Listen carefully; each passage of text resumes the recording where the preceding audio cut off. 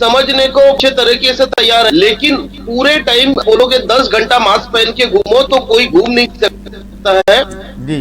थोड़ा बहुत अगर ऊपर नीचे करते होगे तो उन लोगों को आप अगर वो एक बार दूसरे बार कर दे तो उन्हें फाइन लगाया जाए, लेकिन बार बार कर लो आप सजा दे, लेकिन जो नहीं कर रहे उन्हें मत दीजिए। मैंने आपको लास्ट बार भी बताया था कि गाड़ी में अगर अपनी फैमिली लेके जा रहे हैं तो उनको अगर मास्क नहीं पहना है तो उनको फाइन लगाना ये गलत है।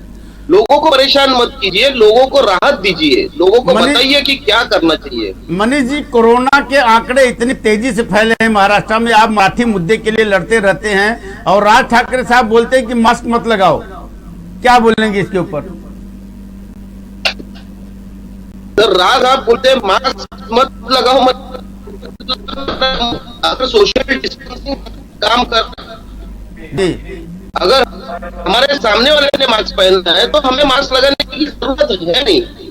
तो यही सामने वाला भी सोचेगा ना। अगर आप मीडिया अगर रास्ता आपके पास जाती है तो वो सोशल डिस्टेंसिंग रखते हैं तो मास्क लगाना जरूरी है या नहीं, ये आप जो गवर्नमेंट है उन्हें पता ना चाहिए। नहीं, लेकिन साहब सड़क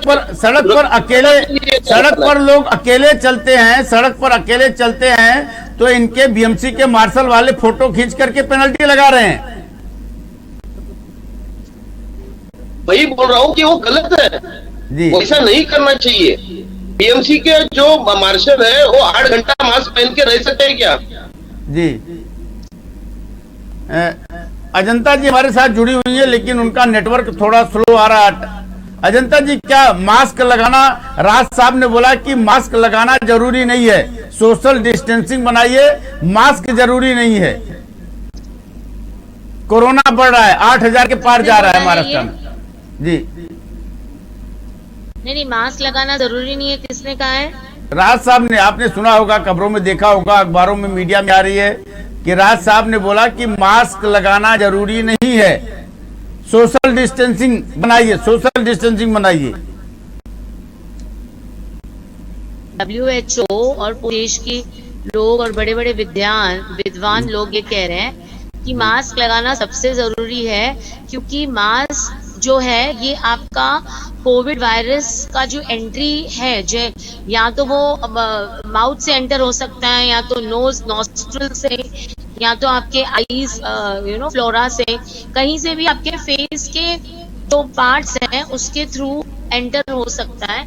मास्क इसके लिए जरूरी है क्योंकि आपका हाथ चेहरे की तरफ जाता है, आप कहीं जाते हो आते हो, आप कहीं हाथ लगा लेते हो, या कहीं जो एल्यूमिनियम रॉड्स होती हैं, जब सीढ़ी चढ़ते हैं, जब ट्रेन में चढ़ते हैं, ये सारी चीजें आपके हाथ से होती है और वो अचानक से आप अपना चेहरा पे हाथ लगाते हो और इस वजह से आपको प्रोटेक्शन करने के लिए मास्क लगा रहे हैं। और ऑब्वियसली आपकी अगर बात हो तो डिस्टेंसिंग रखना भी जरूरी है।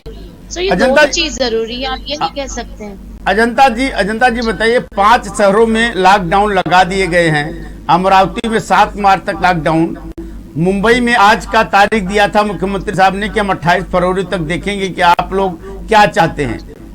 तो आखिर क्या निर्णय होगा? क्या लॉकडाउन लगेगा मुंबई में, या मुंबई में ऐसे ही कोरोना बढ़ता रहेगा? अगर केसेस लॉकडाउन क्या जो है वो लोगों पे डाला है माननीय मुख्यमंत्री ने, क्योंकि हर नागरिक की एक जवाबदारी होती है अपने आप को कोरोना वायरस से जितना हो सके बचाना है, क्योंकि कोरोना वायरस कोरोना वायरस से बचना है, हर नागरिक की जवाबदारी होती है, लेकिन सरकार ने जनता के हाथ में दे दिया है, जनता को क्या निर्णय लेना है, अब सरकार क्या गाइडलाइन करती है वो बताना जरूरी है। अजंता जी,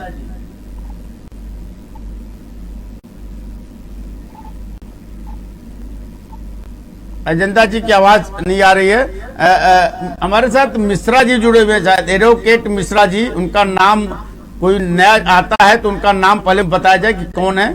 मिश्रा जी, आप मुझे सुन पा रहे हैं? संजू मिश्रा जी, जी आवाज नहीं आ रही है, तकनीकी वजह से थोड़ा सा डिबेट में प्रॉब्लम हो रहा है। हितेश ठाकुर जी भी बराबर नहीं जुड़े हैं। मिश्रा जी, आपको आवाज मेरी सुनाई दे रही है? बिल्कुल सुनाई दे रही है। मेरी हाँ। आवाज आपको सुनाई दे रही है? जी, क्या लॉकडाउन लगाना जरूरी है या गाइडलाइन को सख्त कर देना चाहिए? सरकार को आप दोषी मानते हैं कि नहीं मानते हैं कोरोना में बढ़ते हुए आंकड़े को, या इसके लिए जनता जिम्मेदार है? देखिए, सबसे पहली बात तो एक बात हम बता दें आपको कि इसके अंदर दोनों जन की जिम्मेदारी बनती है जी। माने या ना माने वो एक सेकंड इशू है। पहला इशू तू मैं के चक्कर में पता ही नहीं चलेगा किसकी गलती है। गलती किसकी है? कोरोना क्यों बढ़ रहा है? देखिए, कोरोना का जो सबसे ज्यादा बढ़ने का कारण है, अगर ये माना जाए तो इसमें जनता के साथ साथ जो है सरकार भी जिम्मेदार है। सरकार भी जिम्मेदार है, बिल्कुल। खास करके मुंबई में अगर आप देखेंगे तो इन्होंने लोकल ट्रेन तो चालू कर दिए हैं, लेकिन सोशल डिस्टेंसिंग के मेंटेन करने के लिए इन्होंने क्या कदम उठाए हुए हैं? आपने कागजों पे लिख दिया कितने मार्शल्स वहां पे एम्प्लॉय होंगे, लेकिन उसके आगे क्या मार्शल एम्प्लॉय होने से ही ये चीजें हो जाएंगी? आज अवेयरनेस लोगों में काफी ज्यादा है, लेकिन अपार्ट फ्रॉम अवेयरनेस उसके आगे आप क्या स्टेप्स ले रहे हो? कुछ भी स्टेप्स नहीं ले रहे हैं। इनका सिर्फ कागजों पे कार्रवाई हो रही है, उसके आगे और कोई इम्प्लीमेंटेशन नहीं हो रहा है। क्या आपके हिसाब से क्या इम्प्लीमेंटेशन होना चाहिए? क्या करना चाहिए? इनको कार्रवाई करनी चाहिए? क्या प्रयोग करना चाहिए कि कोरोना से बचे भी लोग और लोगों का रोजी रोजगार भी चलता रहे, नौकरी भी चलता रहे, उद्योग भी चलता रहे, क्योंकि वो भी जरूरी है। जीवन के लिए दोनों जरूरी हैं। जान भी बचाना है, लेकिन जान के साथ साथ जहान भी बचाना है। बिल्कुल सही आप बात कह रहे हैं। एक चीजें आप ध्यान दीजिए कि इन्होंने जो है सारे गाइडलाइंस तो कागजों पे लिख दिए हुए हैं, लेकिन प्रैक्टिकली कितना इम्प्लीमेंट होता है? ये अपनी पीठ थपथपाते हैं कि हमने इतना कलेक्शन कर लिया, कि इतने लोगों ने मास्क नहीं पहना था, हमने जो है उसका कलेक्शन कर दिया। तो अगर कलेक्शन कर रहे हो तो उसी कलेक्शन का आप उनको मास्क खरीद के दे दीजिए। सोशल डिस्टेंसिंग की बात करते हैं, ट्रेनों में कितना सोशल डिस्टेंसिंग हो रहा है?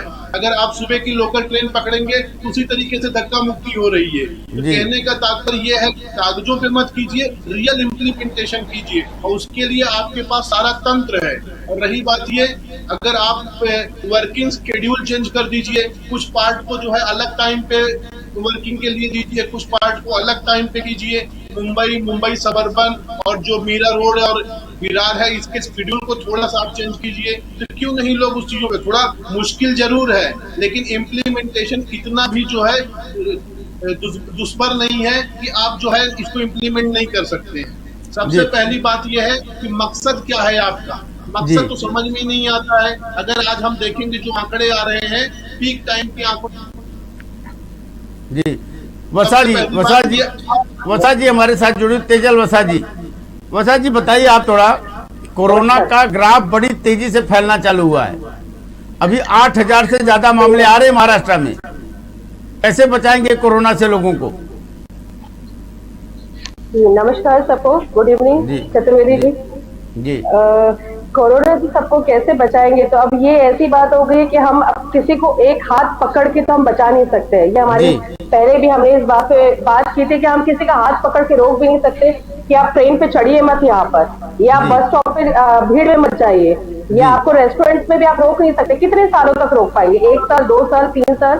कंटिन्यूअसली हम नहीं रोक सकते ये सब चीजों को, क्योंकि एक जीवनी पे इफेक्ट पड़ रहा है। जैसे हमारी पहले भी बात हुई, आर्थिक स्थिति बहुत ज्यादा इम्पैक्ट कर रही है सब चीजों पे वहाँ पे। बेस्ट वे कोरोना को बचाने के लिए सेल्फ केयर सबसे पहला चीज है। नियम में थोड़ी शक्ति लानी बहुत जरूरी है। शक्ति में जैसे कि आपके जो हमारे ऑलरेडी जो हमारे फीस या जो रेस्ट्रिक्शंस बांधे जा रहे हैं वो जरूरी है, लेकिन उसका इम्प्लीमेंटेशन एक्चुअली प्रॉपर नहीं हो रहा उस चीज का वहाँ पर। इम्प्लीमेंटेशन नहीं, उसका गलत उपयोग हो रहा है। अब जैसे लोग अकेले अगर चल रहे हैं बिना मास्क के, तो वहाँ पे पेनल्टी लगाने के लिए लोग चले जा रहे हैं, आपके मार्शल के लोग। और जहाँ भीड़ में लोग हैं वहाँ पे मार्शल के लोग नहीं जा रहे हैं।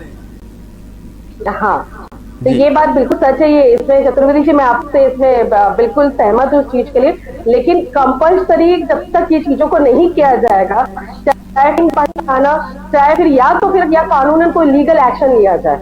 जिस तरह से जैसे आज की डेट में आप जैसे देखेंगे कि सड़कों पे कैमरास लगे हुए हैं, सिग्नल्स पे कैमरास लगे हुए हैं, तो उससे क्या हुआ ना कि ये जो लोग सिग्नल की अभी बहुत तादाद कम हो चुकी है। कारण ये है कि आप आप अगर वहां पर हवलदार खड़ा हो या ना खड़ा हो, पर आप नजर पे है वहां पर, ये सारी चीजें ऑलरेडी उनको अवेयरनेस अब आ चुकी है। इसके ऊपर लीगल आपको दंड भी लगता है और घर तक आपकी रसीद आती है बेसिकली वहां पर। तो ये इस तरीके जब तक सख्त कानून नहीं लगेंगे तब तक ये सारी चीजों को कंट्रोल नहीं कर सकते लोग, क्योंकि लोगों के हिसाब से चलता है वाला एटीट्यूड वाला जो चल रहा है ना, वो तब तक ऐसा ही चलता रहेगा। नहीं, इसके लिए सरकार जिम्मेदार नहीं है क्या?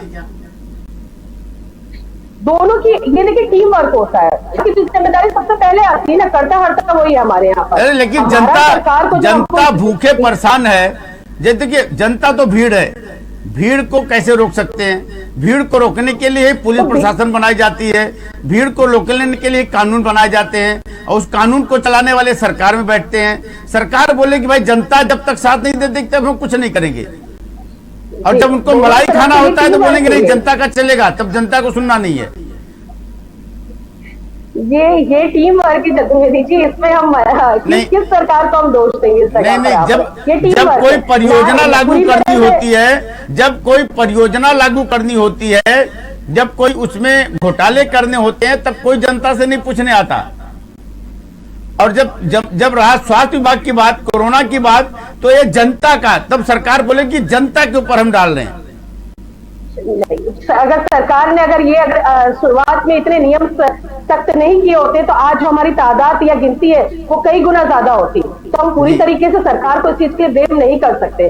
जो 6 महीने का लॉकडाउन किया गया है या साल भर का लॉकडाउन किया गया, अगर आज वो सख्ती से पेश नहीं आते तो आज हमारा स्थिति कुछ होता। वो लॉकडाउन हुआ, लोगों में बड़ा, लोगों को घर घर जाके ये सारी चीजों की सूचना दी गई, तब जाके लोगों के अंदर अवेयरनेस भी बढ़ी है कि भैया हमें अपने शरीर का ध्यान कैसे रखना है। तो जैसे कि मैंने कहा, ये सरकार की तो इक्वल जिम्मेदारी है ही है, सख्त नियम कानून बनाना बहुत जरूरी है। इसके अलावा खुद की जिम्मेदारी पहले बनती है। अब जब तक मैं आपको दंड ना दूं तब तक आप मास्क नहीं लगाएंगे तो भैया आपकी जान माल की जिम्मेदारी तो आपकी खुद की बनती है ना। अब मैं मास्क तो आपके हाथ में मुंह में लाके लगा